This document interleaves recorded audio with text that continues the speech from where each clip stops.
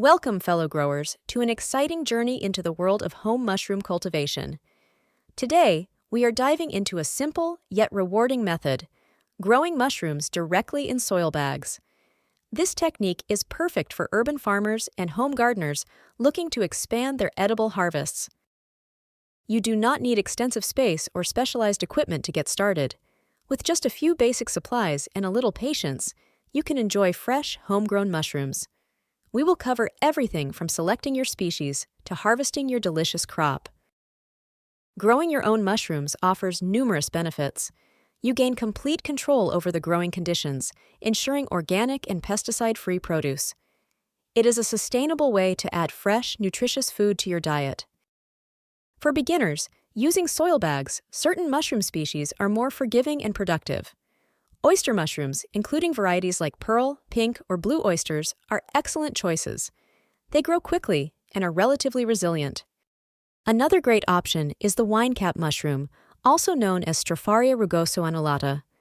These thrive in wood chip-based substrates and can be quite prolific. Always start with a species known for its ease of cultivation. To begin, you will need a few key items. First, select your mushroom spawn, which is essentially mushroom seeds. You will also need large, clear plastic bags, often called grow bags or filter patch bags. Your substrate is crucial. This is what the mushrooms will grow on. For soil bags, a mix of hardwood sawdust, wood chips, or even straw works well. A spray bottle for misting and a clean, sterile environment are also essential. The soil bag, in this context, refers to a bag filled with a suitable substrate. A common and effective mix includes hardwood sawdust pellets, supplemented with a small amount of wheat bran or gypsum.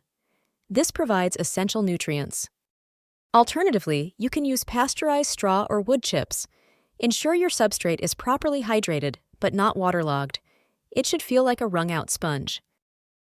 Sterilization is a critical step to prevent contamination from competing molds and bacteria. For soil bags, you can pasteurize your substrate.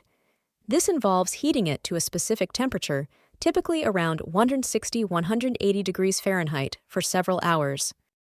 You can achieve this by placing your hydrated substrate in heat-resistant bags and steaming them in a large pot or pressure cooker. Allow the substrate to cool completely before proceeding. This ensures a clean slate for your mushroom spawn. Once your substrate is cool, it is time to inoculate. This means mixing your mushroom spawn into the prepared substrate. Work in as clean an environment as possible to minimize contamination risks. Open your spawn bag and crumble the spawn evenly throughout the substrate in your grow bag. Aim for a thorough distribution to encourage rapid colonization. Seal the bag, leaving some air exchange if using a filter patch bag. After inoculation, place your bags in a dark, warm location for incubation. The ideal temperature range is typically between 70–75 degrees Fahrenheit. This phase allows the mycelium, the root structure of the mushroom, to colonize the substrate. You will observe white, thread-like growth spreading throughout the bag. This process can take anywhere from 2 to 4 weeks, depending on the species and conditions. Patience is key during this stage. Once the substrate is fully colonized, it is time to induce fruiting.